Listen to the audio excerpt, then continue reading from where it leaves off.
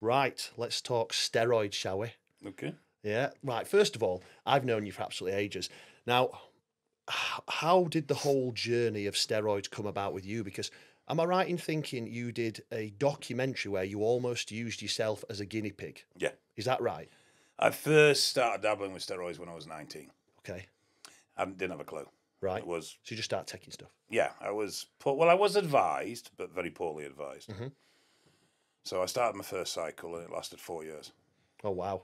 because I just didn't know anything different. Get you. I So never took a lot. How long ago was that, by the way? 'Cause you were- 19, I'm 52 now. Right, so So yeah. it's 33 years ago, yeah. Okay, all right. So I never took a lot at that point. They were lowish doses, but I stayed on for 4 years. Then I came off due to an injury. Mhm. Completely detached my pec. And then a series of unfortunate events, or whatever you want to call it. But basically, I didn't train for probably 19 years. Wow. Didn't know about PCT, didn't know about shutdown, didn't know about recovery, and spent 19 years obviously suffering with low testosterone and not have a clue what was wrong with me. Wow. So did you know that first 4 year cycle, was that when you were doing the under construction? No. Ah, I get came you, back. right. Now I'm with you. So then I came back. Yeah. Well, I spent some time in prison. I started training again when I was in prison. Was that steroid based, by the way? No, What was the it prison? wasn't. It was VAT evasion. Epic. Love it. Love it. Go on. So I started training when I was inside, Uh-huh. but I wouldn't go back on gear because it was just the wrong environment at the end of the day. It was plenty available because I was in the open estate, and then I got out, and I'd always previously I'd been a bodybuilder. Mhm. And didn't actually have a bad physique, but once I'd had the pec tear, obviously, and I never got it repaired, so that was sort of smashed. So I was going to go into strongman. So I started back on the gear. I did 2 cycles, and they weren't big ones. Are we talking like 12-week cycles? Yeah, 12-week Okay, cycle. not 4 years again. First one was like 800 mg total. Second one was like a gram total. And I never used above that previously. And then I opened a gym in Carlisle, and Alvin Small came up, IFBB Pro, and he was like, "You need to compete, Dave." And I was making all sorts of excuses. And he eventually talked me into it. So he said he'd prep me, I'd get ready for competing. So I dieted down, and I was about 310 at 11% on a 7-point caliber. Okay. And I had enough. Bored, pissed off, fed up. Just because you'd done it, you'd almost like diced yourself to death. And be Well, like, I what am doing this for? I was never really proper into it. Yeah, I was doing it for the wrong reasons. Yeah, I know loads of people like that. I was sponsored by SSN at the time. Rich Piana had done all his open usage with Mutant. Yeah, Mutant Mass, yeah. And SSN has said, look, we want to do something similar. We're bringing a new brand out called Muscle Freak. So what we want to do is use your exposure, make you the face of Muscle Freak. It's going to be a really hardcore edge of what we do. And this was what we were discussing. And I was already getting into the harm reduction stuff. I'd already done quite a bit of work with that. Go on, harm reduction is? As in trying to keep people safe when they use anabolics. Get you, right. Okay, right. So we had this idea that we were going to do, same as Rich, but it was going to be proper warts and all. It wasn't going to be the Americanized version with, you put a shiny Cut the coat shit, on it. basically. It was everything. Cut the shit, the side effects, the lot. Because I'm assuming Rich Piana, for those who don't know, obviously Rich Piana died, didn't he? He did. And he was very influential. I met him many a times, and he always had time for fans and all the rest of it. Pretty hard-working person. He was a nice guy. He was, there's no reflection on him as a person. He was a nice guy. Yeah. So, he had a lot of demons, but he was a nice guy. So he started speaking about steroids almost to push products. Is that right? So this supplement company that sponsored you thought this is a great way to sell our stuff. Let's do some informative. Yep. Get you interesting. So they were going to jump on it. What sparked it? We were at Body Power. Yeah. When Body Power was running. And out of all the stars and all the stands, Mutant was the busiest by far. Everybody wanted to see Rich, and it was because he was talking about gear. Yeah, right. So they were going to do the same thing, but just take it up a notch. Get you. And I'd said, so they were like, do you want to do your next bulk live? Do you want to blog it? Do you want to do this? Do you want to do that? And I was like, yeah, I'll go for that. And I really the more I thought about it, the more I got into it. I was like, this is going to be really It was good. very interesting because you're almost a test subject for people. But it's your life. And there was nothing out there about high dose use. And I was planning on pushing the boundaries on this. I'd never had done before, but I was planning on pushing the boundaries. And then head office in South Africa pulled the plug on it. But I went ahead anyway and just did it off my own back. Ah, so unsponsored, you did it off your own back. I got a better deal as a non-sponsored athlete than I did as a too sponsored one. Makes sense. Makes sense. So that was what became Under Construction the Freak. And the Freak name was in there because of the link to the branding initially. And I just never changed it. I was going to say, because you're probably one of the nicest people I know. I was like, freak. When I did actually see all that to start with, I was a bit like, where's this come from? So you did it off your own back. But it was tied in originally to the brand Muscle Freak. You see, Makes sense. That's where the Freak bit came from. So that was basically, you were a guinea pig and you were just seeing what your body could take without your heart exploding pretty much. Oh, basically, yeah. I was experimenting to see how far you could push the body, both size, so muscle mass, but also then what the effects of high dose drugs was going to do. Get you. And I mean, I went high. I peaked at 5 gram a week, which is a decently high dose, but it's not astronomical. I mean, I know I can give you, I'm not going to do, but I can give you a list of names of people I know has gone there as well. Really? So for those people that have no idea about steroids, and obviously we'll go super basic, what is a typical safe dose of steroids a week? Well, your TRT, so your testosterone replacement therapy dose, is going to be the equivalent of around 125 milligrams. So how many times that were you 30. taking? 30 times what is deemed as safe you were taking, right? Roughly, so that's just for people, just to see how much that is, because it is a lot, that, in it. I mean, your average user's going to be somewhere between 500 milligrams and probably 1.2, 1.3 grams. And what does, as a guy, let's say typical age of 21, what does the male body actually produce? So it produces testosterone is measured in nmol, nanoliters per and it's mid-20s, you're looking at somewhere between sort of 19 and 25 nmol, which is going to be the equivalent of, like, say, about 100 to 120 milligrams of testosterone a week. So that's what TRT should be, not these people doing whatever. Yeah, it's TRT. The clue around TRT is in the name. It's testosterone replacement therapy. It should be whatever it takes to replace to replicate your natural levels. Get you. As soon as you go above that, I mean, it's your choice, do what the hell you want.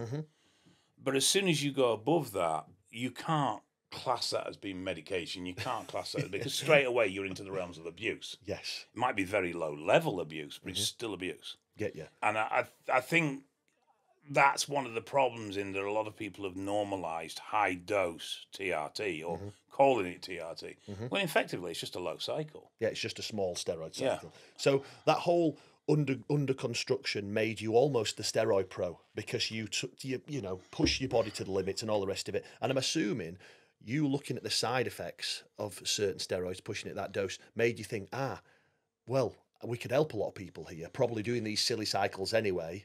I'm assuming. Yeah, it was twofold. Part of it was a genuine experiment to see the effects. Yeah.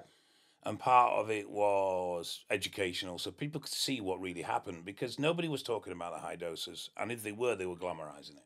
Why is it so taboo? Is it because it's illegal? Tell me the legalities, because you're very good at this. So... Steroids are perfectly legal in the UK to use. They're perfectly legal to buy. They're illegal to supply.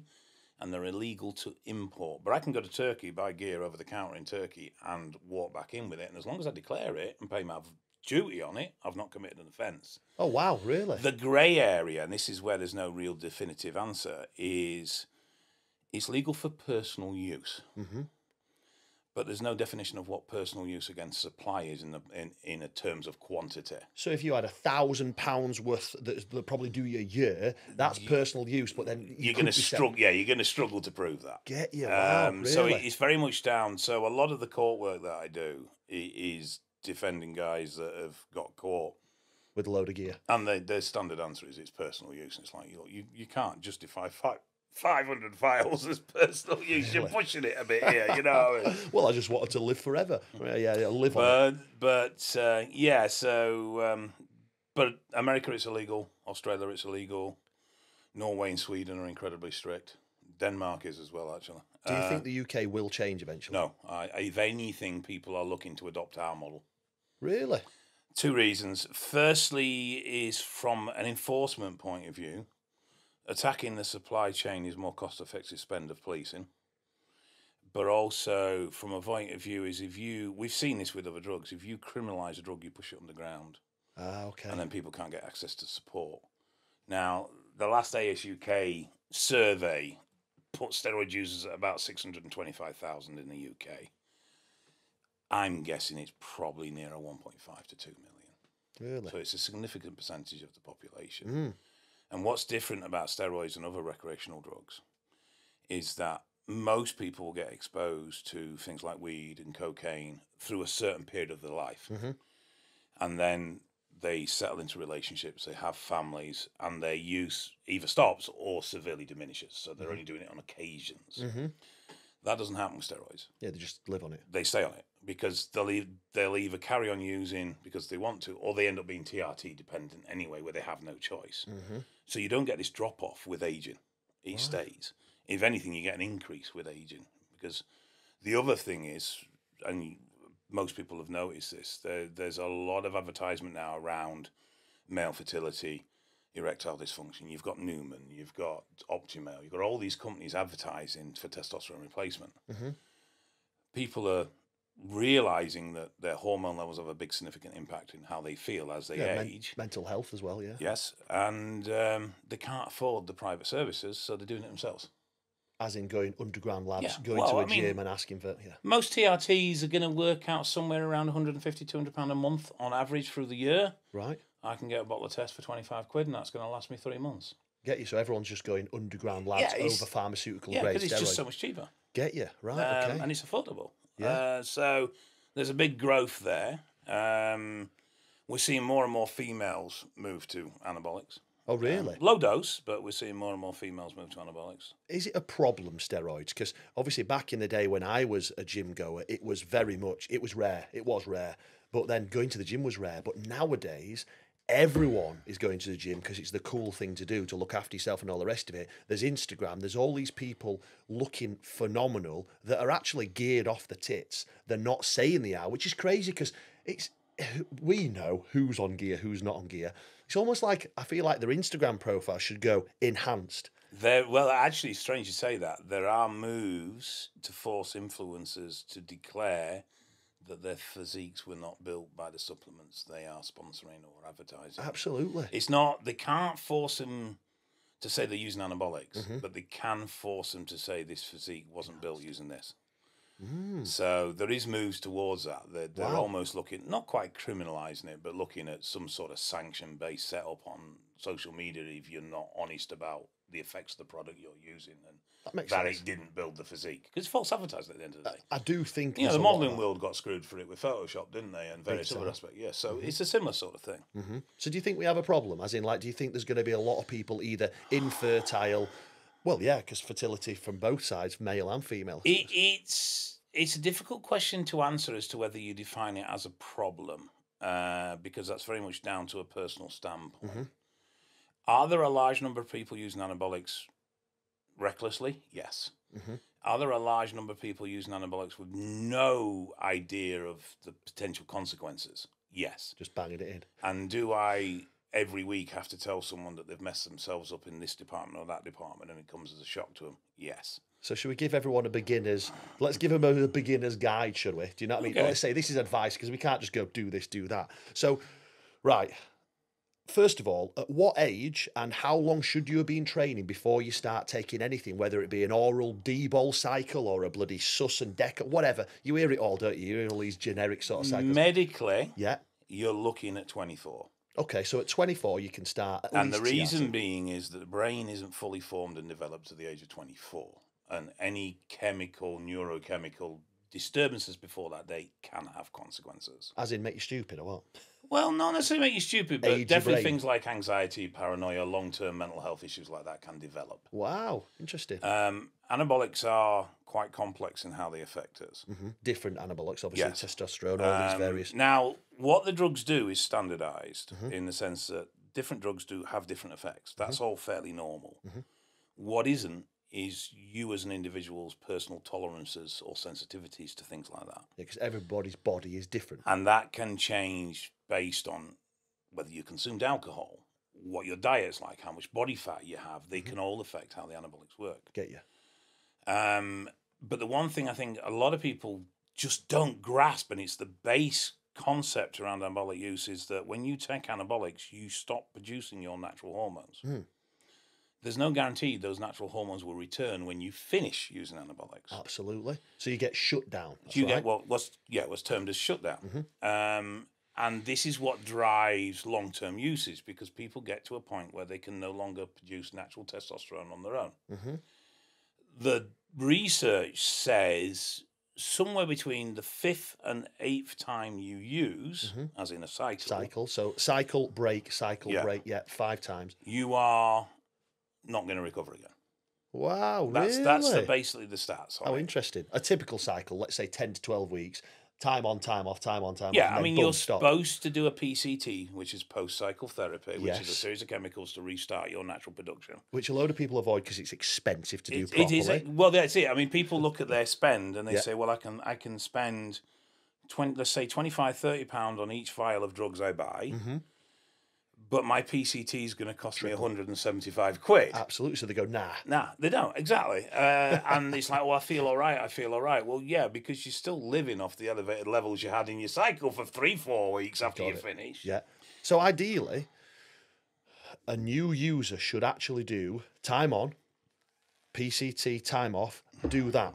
If you're talking from a health point of view, yes. Wow, completely off. Yeah. Right. The drugs have various effects, some positive, some negative.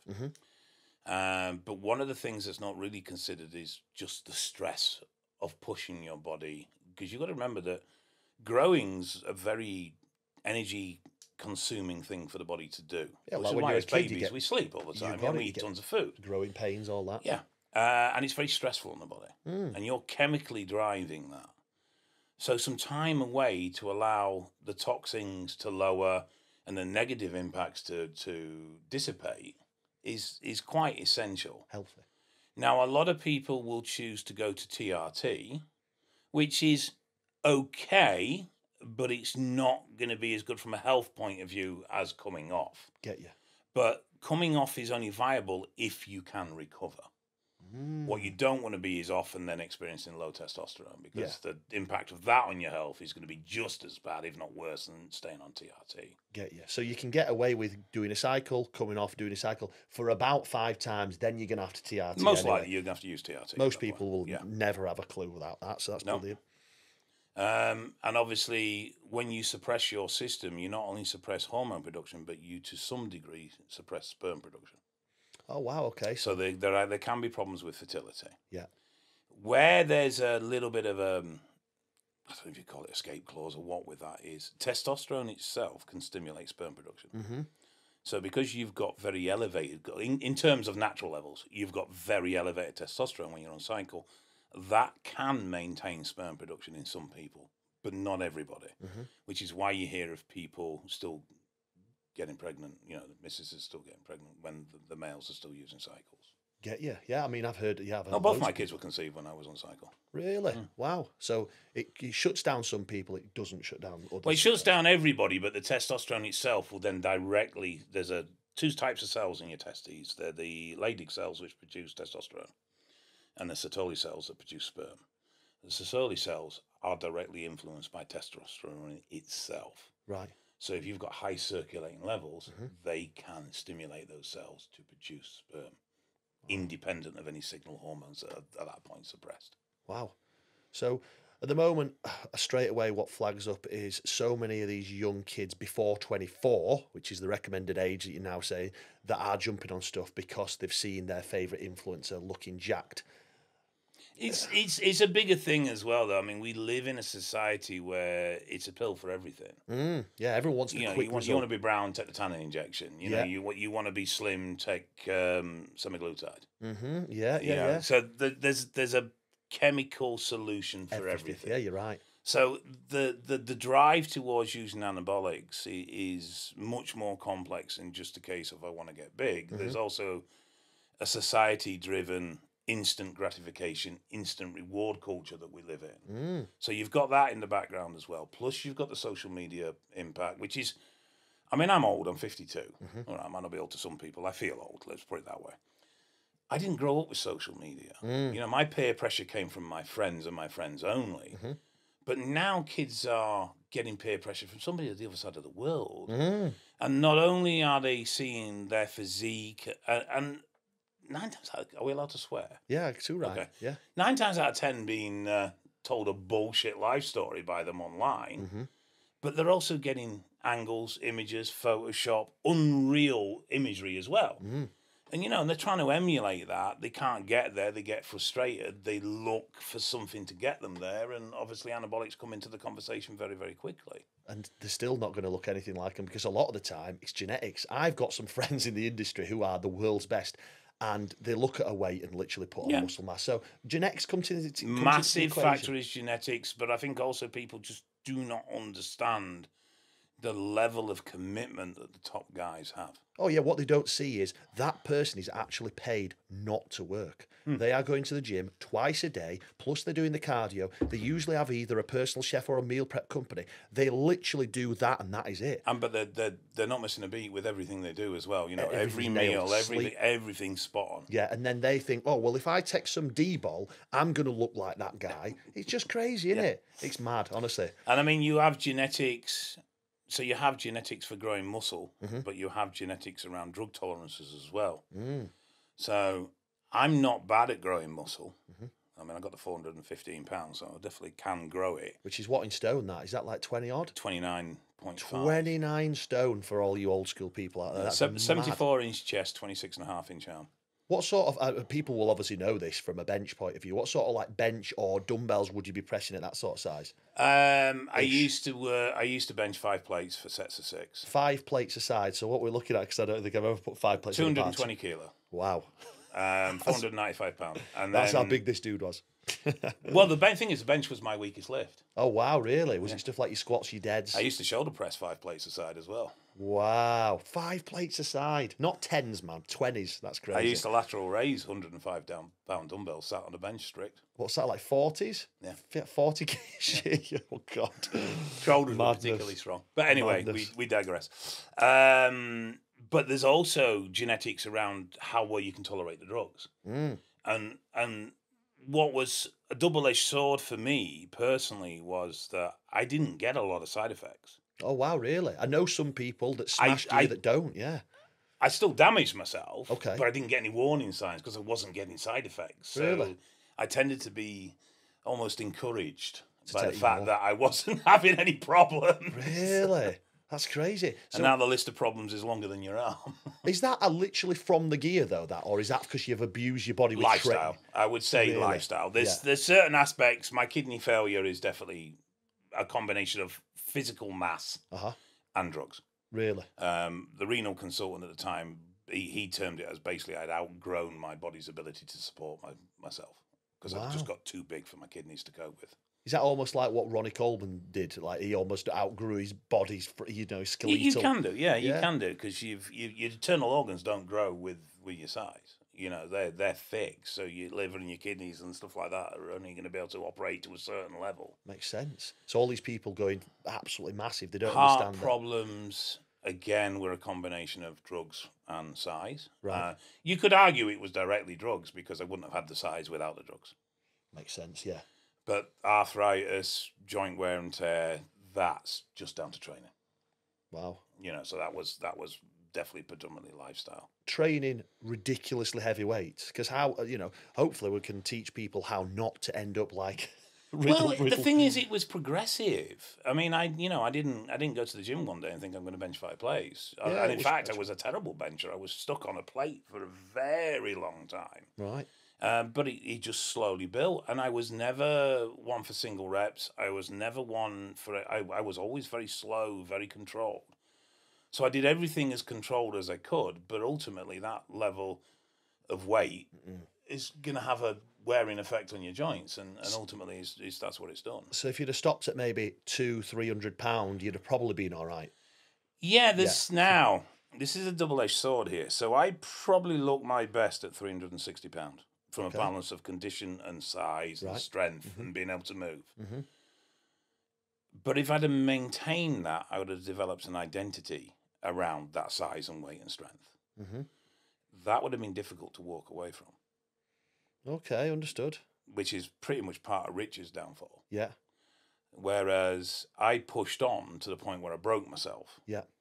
But that then stopped me from even having a choice about trying to maintain a certain look and image. I suppose you were doing it on purpose, though, weren't you? Because you were actually testing the boundaries. I for was people trying to push see. the limits, yeah. Yeah, you were. Yeah, Yeah. and though the onset was very conscious, and everything I did was very planned and very deliberate, you lose yourself at points. You know, and you can lose your grasp on almost reality of what's realistic and where you are, and definitely lose the perception of how you look.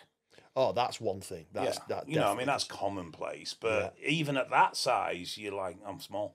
I feel small. I've got a pal that works at the gym, at one of the gyms that is like that. Just it is just absolute blinded to it. You know, it's small. You literally think you're small, but then you look at yourself compared to another normal person, and you are a tank. Do you know what I mean? So same with me. Obviously, I was fat when I was a kid, so I will always be fat in my head. I can never be lean enough. Do you know what I mean? So I'll wear slim fitty stuff. This guy will wear massive baggy things to make him look even bigger. It's just one massive pile of body dysmorphia. And the other thing is with the anabolics, one of the effects that they have is they lower a perception of risk. So you start to become quite flippant with your drug use because the drugs actually change how you mentally view risk. Really? Yeah. So as in you just don't give a fuck anymore? Not quite that blatant, but yeah, you're going down that line. Yeah. Really? Yeah. I mean, Wow. I remember distinctly sitting on the loo at 3 o'clock in the morning doing a growth hormone shot because I was pulsing it. So I used to shoot every 3 hours. And just sat there thinking, what other drugs can I take to get massive? And it's like, I know drugs don't make you massive. Training makes you massive. Yeah. Drugs just speed up the Speed it up. process. Yeah, right. So you were just thinking, what on earth can I take And I to speed obviously it even more? completely lost track of where I was in what was the reality of what I needed to do to grow. And I suppose if you are buying stuff from your local dealer or whatever, and he offers you, oh, well, you've got this, why don't you have this as well? You're going to go, well, actually, yeah, that last thing works. So, yeah, I suppose. It's very easy. And I think one of the other problems, I don't know if you call it a problem or not really, but one of the other things around anabolic use is if you get the real deal, they do work. Oh, yeah, absolutely. You know, yeah. if you've spent 4 or 5 years training as a natural, you know, having to fight for every ounce of muscle and every kilo on the bar, and all of a sudden you take this magic substance and you gain in 12 weeks what took you 2 years, that's difficult to walk away from. Do you keep it? Because there's a lot of people that go, oh, well, you do this cycle and then it's all water and you do this. There's so much garbage around steroids. So the truth is, in the most part, if you build your muscle from your training and the drugs just speed the process up, you'll maintain most of it. Really? You'll get a slight weight drop because you won't be holding as much water into muscly and as much glycogen into muscly, but you should maintain a large percentage of it. Wow, providing you do proper PCT. If you rely on the drugs for the progress, then you remove those drugs and your progress is going to go backwards. So it'd be like, weight loss is a really good way of thinking about this. So, no secret, I'm fat. I know I am. I like my food. Spent years of eating chicken and rice. Can't be asked anymore. Yeah, because everyone is miserable. Yeah, you're right, yeah. Now, if I want to lose weight and I go, right, okay, I'm going to take a series of fat burners. So I'll take T3, I'll take clenbuterol, I'll take this, I'll take that. And I lose weight, but I don't alter my diet. I've just increased the rate at which I burn calories. Yeah. I know that when I stop those drugs, I'm going to put the weight back on because I've not addressed the underlying problem, which is I eat too much and I don't move enough. You got it. So spin that onto muscle growth. If I can't grow because my training or my diet aren't adequate to make me grow, I can use the anabolics to kickstart that process. But when I remove the anabolics, I'm going to regress. Wow. So for the most, not always, there will be those that are just genetically disadvantaged.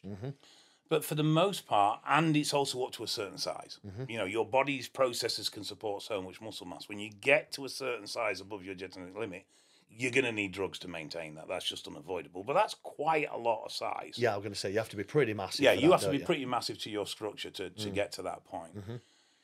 But in the most part, if things are done correctly and your hormones recover, you should maintain a decent percent, particularly for that 12-week bridge that we're talking about in between cycles.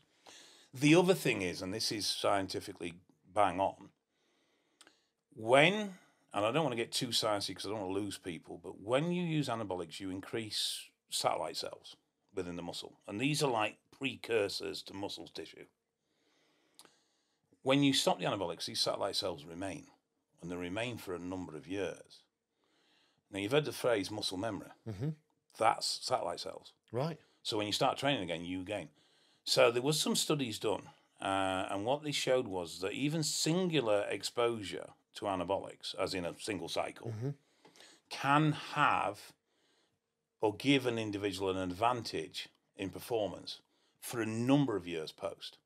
Wow. And the East Germans used to exploit this with the Olympic Games, because what they used to do is they'd put them all on cycle off season, get them all off before they go to the games so that they're clean and they pass the testing, but they'd still have an advantage. Now, obviously, at that level of performance, you're talking milliseconds in performance, inches in length when it comes to distance throwing or whatever it was. And so they'd carry that advantage through to the Olympic Games. I'm sure that was T-ball. I'm sure it was T-ball. T-ball was very popular with I East think that was Germans, it. Yeah, Tyrannoball. How do you correct T-ball? Yeah, Tyrannoball. But wow. WADA did a research study because what they were looking at was if they needed to review the bans on anabolic users, but they were also looking at transgender. Because if someone's been exposed to anabolics through a sex change, how long would that impact their ability to perform? Now, obviously, male to female, this isn't really the same because there's structural differences and muscular differences. But female to male, it's a bit of a weird one. Yeah, too right. Yeah, you're on a load of juice. But yeah, so any exposure to anabolics is gonna give you a long-term advantage over the equivalent natural. Wow. If all other things are equal. Makes sense. So, from a cycle point of view, for these people that are thinking of taking, and even if they are too young, they're going to do it anyway, what is a decent first cycle that is safe, and what is a decent PCT? Let's give people the absolute basics. Let's say they're going to do it properly. Right. There's no safe cycle. Okay. So that's the first thing. Right. It's not a word you can really use. So it's dangerous. Don't do it. But if you are going to do it, it's risk management. Okay. It's like you can't drive safely, but you can minimise the number of risks you take while you drive by being more experienced and more skilled behind the wheel of a car. Get you. So for most people, you have two entry points into true anabolics. There's things like SARMs and peptides, which sort of offer a halfway house. But a true anabolic, so a true anabolic steroid, you've either got oral or you've got injectable. A lot of people will go to the orals first because injecting a drug is a big step for a lot of people. Get on the D-ball. We sort of naturally associate injecting drugs with hard drugs like heroin and stuff like that. Yeah, straight away you feel like a smackhead. Yeah. So an oral cycle, normally you'll minimise till about 8 weeks. And it's actually not because it's going to trash your liver. It's actually to do with the other hormones that your body's produce being suppressed beyond a point whether you can manage. Is this why people lose their appetite on stuff like D-ball and stuff? If toxicity and it affects the stomach lining. Basically, it's why you get given Omeprazole, stuff like that, when you're on high medications from the doctor, because they need to support your stomach, because those medications will upset your stomach. So you'll be looking at about 8 weeks. Drugs like Anavar, Tyrannoball are popular because they don't convert to the female alternative, which is estrogen. But you do need estrogen as a male. So Dianabol is actually a good oral for the point of view that it gives you estrogen, but then you need to manage that estrogen. And if you're inexperienced with using the drugs, it can be a little bit complex. Yeah, because you have to add things to obviously buffer the estrogen. So if you were going on D-ball and you were a normal 200-pound guy and you're doing 6 to 8 weeks, lower dose to start with, is that what you're saying? Yeah, I mean, you'd be looking at somewhere sort of 30 to 50 milligrams a day. Okay, and just manage it if you feel like you're... And then, well, test. I mean, this is the thing. You know, if you're going to start messing with your hormones, do a blood test, see where your levels really are. And then you can manage them correctly, rather than guessing based on how you feel. So either come to you guys or go to Medichecks or whatever, get your test, and then go from there. And it's not hard. You know, 15 years ago, you couldn't get a blood test for love and the money. Oh, you literally do it in a post now with your finger. It's mad. You go to Trafford Centre, you can get your bloods tested. Randolph's in Trafford Centre. Right, yeah, wow. So there's companies everywhere now. So there's oral cycle. And then you've got injectable. Okay. For the most part, most people will start on just testosterone only. Couple of reasons, but the main one being it's what your body's designed to manage. Get you. So you've got everything from a process point of view of being able to cope with that hormone. It's still going to convert to estrogen, so that is going to be a concern. You're probably looking at somewhere between the 300 and 500 milligrams total dose per week. For a proper cycle. Usually split into 2 doses. So like a Monday, Thursday shots, yeah. And an injectable cycle will generally be somewhere between the 8 and 12 week mark, depending on where you are, how long you want to run for, and those sort of things. And both cycle, injectable and oral, should have a PCT after. And what is, do the PCTs differ depending on what you're on? Okay, so oral PCT. Oral so when you go on a cycle, your body senses the elevated in hormones and it stops the signal hormones, which is FSH and LH. LH is for hormone, FSH is for sperm. So the other thing then, the Leydig cells in the testes start to atrophy. They start to waste away because they're not being stimulated, which is why you get testicular shrinkage. So it's true, your balls do shrink on Balls steroids. do shrink, yes. Yes. Now, you've got 2 choices. Well, you've got 2 things you need to deal with. The first thing you need to do is recover those Leydig cells so that the factory that you've mothballed that produces the testosterone is capable of running again. And then the second thing you need to do is reinstate the signals. With an oral-only cycle, the suppression is quite mild. In comparison to injection? Yes. Get you. So you can normally get away with just an oral-only PCT. And you would use 2 drugs, Clomid and Novadex. Novadex tamoxifen. It's what's known as a SERM. It's a selective estrogen receptor modulator. Basically, it blocks certain estrogen receptors. Clomid does the same. So these 2 drugs will block the estrogen receptors in the brain, in the hypothalamus, and in the pituitary gland, making your brain think that there's no hormones present whatsoever and forcing it to start to overproduce signal hormone. Is Clomid the one there for sperm? You can use it for that as well, yes. I went to a fertility specialist actually about this, and he actually prescribed me Clomid, but he said the sperm cycle is 3 months. So he says, yes, you might start taking this now at 50 or 100 meg or whatever, but it's only actually going to affect your sperm cells in 3 months' time. It cost an absolute fortune, this guy, but I found it fascinating because, like, oh, that's what that does. Do you know what I mean? There's other drugs as well that can directly impact. Clomid is also what they give people trying for babies, ladies, isn't it? Yes. Multiple ovulation. Yes. That's the one. Yeah, right? Clomid is renowned for causing twins. That's it. In females. Yeah, amazing. Yeah, because that's what they actually, is it NHS and fertility experts eventually do try that with females to try carry on and get pregnant, If you're on injectables, the suppression is much stronger. Okay. So then you would add a chemical known as HCG, human chronic gonadotropin, and that is synthetic LH. Now, it doesn't create LH, but it acts like LH and causes the Leydig cells in the testes to recover or helps them recover. Am I right in thinking that is pregnant female urine? Something like it's that. Presence in that. So when you do a female pregnancy test, you test for HCG levels. Get you, right, okay, understood. So it is actually in female. It's in males. We produce it as well. Oh, really? Yeah. Wow, right, okay. So... and how much of that will we need? Because like I say, hopefully someone can take something home from this. So I've always been a big believer. There was a guy called Dr. Michael Scally. He got stripped of his doctor because he was doing some dodgy prescription stuff. Right. But he did a lot of work around PCT. And he developed what is known as Scally's Power PCT. The Power PCT. Now, it's a bit overkill, but by doing over the top, you're not going to cause any harm. Oh, right, okay. So I'd rather go over the top than go under. Right, yeah, understood, yeah, because what's the point in half of doing the job? Yeah. So the Power PCT is 2,000 IU of HCG every other day for 14 days, 100 milligrams of Clomid a day, and 40 milligrams of Novadex a day. Wow.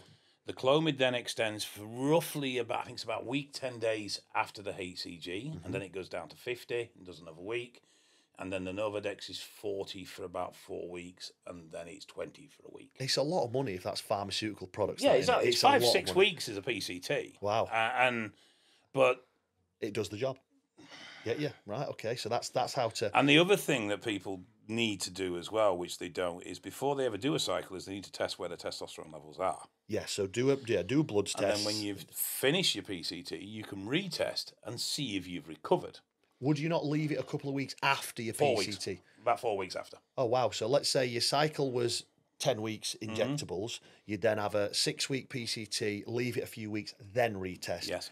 Then you could go back on again if you really want to go, right? But you will also then see if you've fully recovered. If you haven't, you can then make a choice. You know what? I'm going to stay off a bit longer till I am fully recovered. Get you. Or I go back on knowing that now I might start to permanently damage my reproduction. Right, wow. So you can make choices. And it's not that there's a... Well, I suppose there is a right and wrong way with certain things, but it's more... You get the information you need to make an informed decision so that you're aware and conscious of the risks you're taking. Yeah, and know that your body might not respond how your mates did who did it last week. You can do what you want, but if you're not going to educate yourself about the risk you're putting yourself at, don't come crying to somebody else when it all goes Pete Tong. You know, because you put it in you. Yeah, absolutely. No one pinned you to the floor and forced you to use it. Yeah. So let's talk about some of the side effects, because obviously you'll have seen really bad side effects. And honestly, I spoke to my other half about this morning. I was like, what would you want to know? And she started reeling this list of stuff out. I thought, do you know what's really interesting? Because they're things that I would also like to know. You know what I mean? Like, so she said, smell. Is it common for people to start taking certain steroids and get strange smells? Yes. What steroids are they, and is there anything that you can do? First of all, for those that have never seen anyone on steroids, what is the smell? It's a weird, urine-y, smelly... The ammonia smell is due to protein. Okay. But steroids change how you metabolize protein. Okay, so is it... So it's generally a sign that you're using proteins for energy rather than carbohydrates. Oh, wow. But... So it is a thing? Yes, but it also changes the oil production in sebaceous glands in the skin. Okay. So you can have an increase in oil production, which can change body odor. Oh, you wow. can have an increase, it'll increase your core temperature. So you can have an increase in sweating at a resting rate, which will then obviously build up over a day and create more body odor. I'm assuming the oil then goes hand in hand with spots. Acne, yes. Right, so let's say you're perfectly healthy and you start taking gear. Will you just instantly get spots? No. Right. So it's just certain people and certain body types that are more prone to it. Is that right? Yeah, there's three drivers for acne. The first one is DHT, which is dihydrotestosterone. Testosterone will convert to that when you put it in your body. The stuff that affects your hair. Yes. Right, yeah. The second one is high estrogen. Okay. That can affect it. And then the third one, which a lot of people don't actually consider, is anabolics increase contractile strength. They literally make you stronger. Okay, wow. So you're going to be working at an increased rate within the gym. You're going to be using heavier loads. You're going to be sweating more. You're also injecting a chemical which is going to have some discharge through the pores. Like any toxin we put into our body, we'll sweat it out and we'll pass it out through our waste processes. If you're not on top of your body hygiene, you can be more prone to acne just simply from being exposed to higher levels of sweat and that sort of thing. Get you. So there's that element to it as well. So it is literally just any steroids, not in particular. So like I remember someone in a gym taking one of the most powerful, which has been Tren, and for some bizarre reason, he just absolutely hummed. So is that just because Tren's so powerful? So they all do it, just Tren is just mega dose. Tren is Tren is an incredibly powerful steroid. It's probably the one we know the least about from its impacts on humans because it was never really developed for humans. It was for cattle, was it not? And it was It's pellets. used for cattle now. Yeah, it was pellets. It was developed for humans by a French company as a drug called parabolan. Right, okay. 78 milligrams per mil was its dosing. I think it was 78. I always get it mixed up. But they suddenly withdrew it from the market with no explanation. Oh, really? And nobody knows why. But Tren's been linked to all sorts of brain chemistry issues, brain cell death. Its toxicity is massive. Very powerful drug. Scary then. Don't mess with it. Yeah, I wouldn't. I wouldn't touch the stuff in a million years. Yeah, really. I have done, but I wouldn't now, knowing what I know. Really? So you're saying brain cell death literally can make you stupid? What it's been, the studies have shown that it has the potential to not cause Alzheimer's, but do brain cell damage on a par with Alzheimer's. Wow. So it's just not worth the risk. It's a very powerful, risky drug. It's nicknamed as being divorce in a bottle and stuff like that. Oh, really? So here's one for you then. Side effects, aggression. So I know, let's say you're a really kind, nice person. I would assume that if you took a load of gear, it's not going to change who you are. Basically, if you're a bell end and you take a load of gear, you're going to be a bigger bell end. Do you know what I mean? Like, what can it do to your mental state? Is it because of your blood pressure? Is it because you feel like 10 men? What is it about some steroids and some high doses that make you angry? So there's a few things. Anabolics impact the hypothalamus, which is our emotional control center. Okay, so what do They they do? physically malform it. They also increase our neuron activity. Is malform deform? What's the amygdala changes shape. Wow. Physically changes shape in the brain. Is this something on the brain? Yeah. Jesus. Let's get off the They juice. increase neuron activity. Yeah. Now, the problem there is neuron activity gets too high.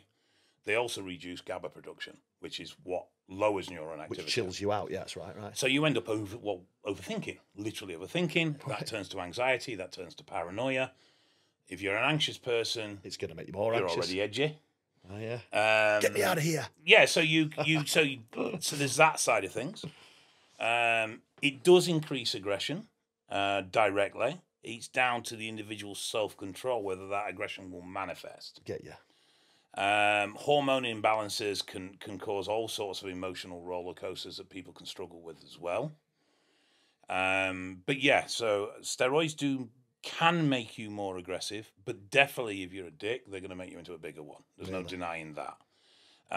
But a lot of it as well is sort of centered around where you are as an individual, you know, how mental health wise you are, stable wise. And so if you got your shit together, you're all right. To a degree, yeah, most part. Talking about dicks, we just talked about the ball thing a while ago. Can steroids make your penis any smaller? No. It's all balls in it. Yep. So where's this woman thing coming from? Well, actually, HeLa testing will make your penis bigger. That's oral testosterone, is it not? It's a form of it. That stuff's horrendous. It makes you want to like fight everyone. Yes, it does. It's a very aggressive drug. I had a coach put me on that stuff actually, just because I was that lean. And honestly, I took some of that shit, and I am the nicest person ever. I felt like fighting a wall. Do you know what I mean? So that stuff. So it makes your dick bigger. Yeah, as in forever. Sign me up. So. Can you get me some? I think the growth impact is very minimal, but it has been shown to increase penis size. Yes. But can you imagine actually living on that stuff to make your dick bigger? You'd literally be fighting everyone when you're driving. It's rough stuff. What about purple skin? My missus said that. She said, "Why does it turn people purple?" And I was like, "I'm assuming it's because of high blood pressure. I'm not sure." Blood pressure and thick blood both will do the same thing. Both will have an impact in skin colouring. So here's another one then. Providing they've been idiots and they've taken ridiculous cycles and ridiculous amounts and all the rest of it, blood thickness. Mm-hmm. Why is that dangerous? So steroids affect hemoglobin and red cell levels. Yep. Now there's a misconception here, so we'll deal with this. There's 3 markers concerned with blood thickness: hemoglobin, red blood cells, and hematocrit. A lot of people say that elevated hematocrit signals thick blood. It doesn't.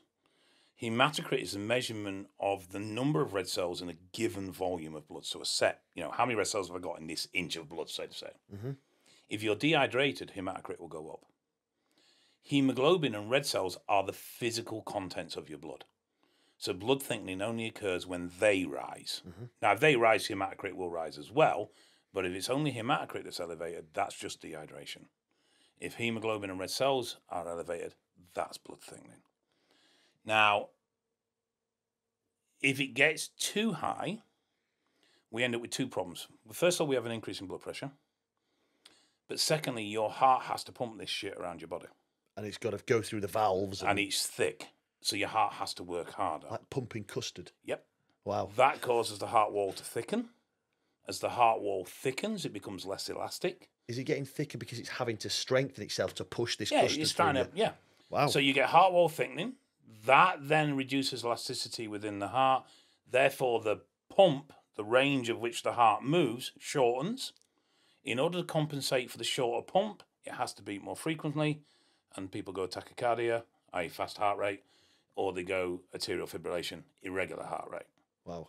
The other thing that thick blood will do is clot. It will block. And then the other thing, thick blood can't get through the finer capillaries in the brain, so you start to get some mental fuzz. The other thing is when you're at rest, because your blood's thick and your heart can't move it quickly, you actually end up with low oxygenation of your internal organs. Once your heart rate elevates, then you take advantage of the high hemoglobin levels, and then your oxygenation increases. But at rest, you'll feel very fatigued, very sluggish. And one of the key signs around thick blood is that I feel tired and lethargic, but once I get exercise and I come alive, that's a strong indication you've got thick blood. And how long will you have to stay on TRT or cycles or whatever for your blood to be thick? I know everyone's going to be different, but give us a ballpark. One cycle can do it. But whether it'll put it in, whether it'll put it at concerning levels is a different matter. Right, get you. So I've always worked on the upper limit of 170. The NHS tends to work on the upper limit of 180 for hemoglobin. Anything above 180 needs some intervention. 200 is the mark for stroke. Shit. So once you go 200 above, then you're at increased risk of stroke. Can you take something instead of actually letting a load of blood out of you? You can. Right. So there's two supplements, nattokinase and IP6. And there's... Would you advise taking this instead? So once you've actually seen the viscosity or thickness of your blood, you've had a test. It would depend on where you are. Okay. So say you're in the 180s. Yeah. I think the oral supplementation route is perfectly viable. Get you. If you were at 200, get that shit out. You would need an immediate reduction to get out of that risk zone. Yes. So one bloodletting of X amount of pints is usually enough to do the trick. Is that right? No, that will lower it about 8 points. Fucking hell. So there's a lot of letting out of this custard can blood. Be, yeah, can be. Shit, depending on how high you are. Crazy. Like the thing is, the lead doesn't thin your blood. Ah. So your body does it, doesn't it? Yeah. So what happens is you remove a pint. Yeah. So you've got 1 pint less. Then the plasma levels are replaced within the next 24 hours. And it's that replacement of plasma that then dilutes the remaining blood. Wow. So it's very important post a bloodlet that you hydrate heavily. Wow.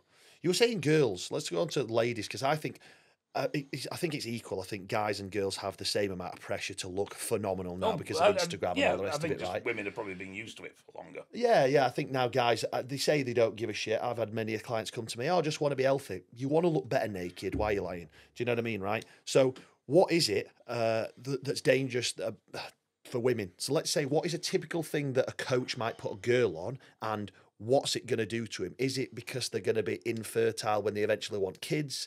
Is it going to give them a big bean? What's it going to do? And what are the coaches telling them to have, basically? So there's a big trend at the moment for something called femtest. Femtest? Yes. Now, that is basically very low dose testosterone supplementation, a female version of TRT.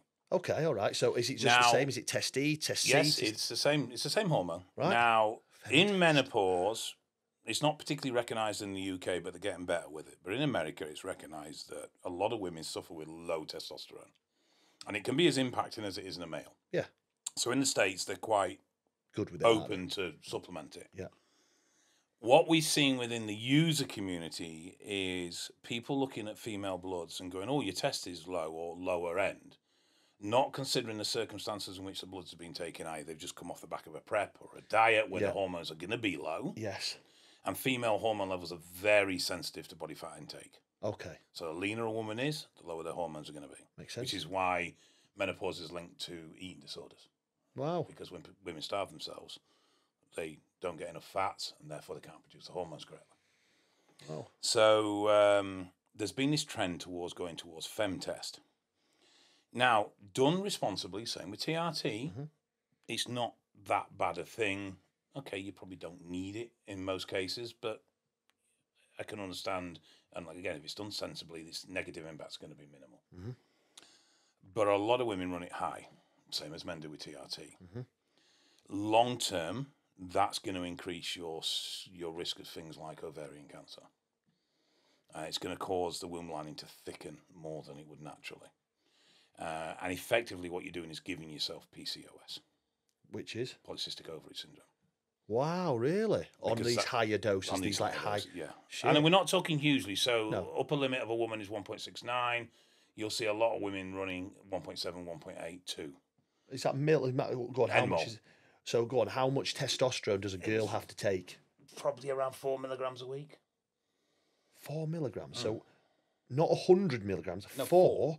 So or 5. how the hell would you even put that in a syringe? Well, that's what I'm saying. Femtest is... it's like just diluted. It's 10 milligrams per mil or 20 milligrams per mil. Wow, that's crazy. Yeah. And this is a new sort of thing, really. Yeah, this has been around for the last sort of 18 months. And why femtest and not VAR or whatever they used to put all bikini Well, models on? so women will still use things like Anavar as an oral. Right. But there's a lot of women going to femtest as a year-round hormone supplementation. Understood, right, So, get you. So in the same way as men abuse TRT by running it, literally double what it needs to be, Yeah. females are doing the same thing. Wow, get you. Now, from a point of view of drug choices, traditionally women would be guided towards things like Anavar or Primobolan. The safest of the safe. Because generally safe. they create low virilization, which means they don't turn you into a man as easily. And they're not as toxic, is that right? They're not as stressful, Stressful on your body, right, get you. But actually, drugs like Deca and oxymethylone are very well tolerated by females as well. Which are some of the hardcore shit, really. Well, Deca isn't hardcore, but Oxy is pretty... Well, you say that, but you see, Oxy's been given to kids at 5 milligrams per kilo for a very long time. Really? Yeah, it's an anemia Oxy's treatment. one of them like ones that just packed on size. Is that not right? Is that it's a powerful drug. Bloody But hell, yeah, they've it's a treatment for anemia. Really? And it's been around for a very long time. And it's got this reputation of being super toxic, which isn't actually really founded. Really? It's nowhere near as bad as people would like to make it out to be. Big water retention, is that right? Was Can that the one, be. wasn't it? Yeah. So what it is, it acts as a it doesn't convert to estrogen, but it acts as a progestin, which means it can stimulate a progesterone receptor. Right. Is there such thing as like a VIP steroid, for example? Like if money was no option, what would you put people on as let's say as well as testosterone? Am I right in thinking Primobolan and I'm trying to think of the expenses of VAR. I suppose they are the two, really, aren't they? Primo and VAR are probably the most expensive raws. So they're the most expensive drugs. And safe, maybe? Or? Well, again, it's that relative. I mean, there's a big trend towards using Primobolan just lately. Last couple of years, everybody's been jumping on Primobolan because it's a safe drug. It's not a safe drug if you're taking 2 grams of it. I was going to say, and Arnie used to use Primo, didn't he, supposedly? So the thing is, steroids do certain things. The drug type is very set. So like Deca, great off-season mass-building drug. It's what's known as a wet drug because it does convert to estrogen, so you can get some water retention and things like that. Which is actually good for your joints and all the rest, aren't they? But it's... So what's best? Running 500 milligrams of Deca, using the drug for its designed for gaining mass, or having to run 1.5 grams of Primo to get the same muscle-building effect. Get you. So there's horses for courses. yeah, that makes sense, actually. No one's ever said that to me before. Tools in a tool chest is how I've always described it. I can knock a nail in with a screwdriver. It won't be very effective. I'll be much better using a hammer. In the same way I can knock a screw in with a hammer, but I'll be much better using a screwdriver. So it's about picking the right drug for the job you're trying to achieve. Get you on a dose that's good for your body and that your mates. Takes into account your heart, your physical mass, how fat you are, how lean you are, what your individual health risks are and what you're trying to achieve. So there's lots of factors to choosing the drug for you. A lot of people have jumped on Primo because it's safe. And yet, one of the effects that Primo has is to absolutely destroy your good cholesterol, your HDL. Now, very quick cholesterol lesson. Cholesterol is a raw material that we use for making hormones. We use it to make enzymes. We use it for all sorts of things in the body. HDL is what's regarded as good cholesterol, that's high density lipoproteins, and LDL is what bad cholesterol, that's low density lipoproteins. Not quite correct, but for how we want to look at it, it's the easiest way of describing it. Most of our cholesterol is produced by the liver. HDL takes cholesterol out of the bloodstream, puts it in the liver, and the liver gets rid of it. LDL takes cholesterol out of the liver and puts it in the bloodstream. If LDL is high, you end up with too much circulating cholesterol in the bloodstream. If HDL is low, you end up with too much circulating cholesterol in the bloodstream. But you can have the opposite as well. So if LDL is too low and HDL is too high, you can have too little circulating cholesterol in the bloodstream and be quite ill because of it. Really? So we've always been taught, keep LDL low, it's bad cholesterol, it's healthy for you. But the other thing is, if HDL goes low, and Primo lowers HDL more than any other anabolic. Really? Yeah. Wow. Especially these crazy doses people are putting people on. So you then have this risk of higher circulating levels of cholesterol. That can then oxidize into plaque on the arterial wall, narrow your arteries, and 10, Stroke. 15 years down the line, you have a heart attack. Yeah, you get a blockage. I think this is the thing. I think a lot of people are just going, "Oh, I want to look great now." They're not actually thinking, "Shit, 15 years I might be brain dead, have no balls, and can't get my other half pregnant." You know what I mean? You don't think about the long term, do you? One of the stings in Anavar's tail is that Anavar increases LDL. Really? So all these safe ones are actually just destroying your cholesterol. There's risk with all of it. This is why I'm not keen on the safe word, because there's nothing but safe. It's when you're aware of what the risks, you can do something to manage those risks. Yeah, you so can supplement with citrus bergamot and krill oil, things like that, to improve HDL. Get your bloods done on a regular. You all can that be a sort of little stuff, bit stricter on your diet. You know you've got to be much more careful around saturated fats because of the LDL. Makes sense. So there's things you can do. So it's once you're aware of the risks, you can then start to try and manage them. Get you. I think that's been very informative. I really appreciate your time. Pleasure. And everyone needs to add Eval and get yourself booked in if you've been on a load of gear for ages, eh?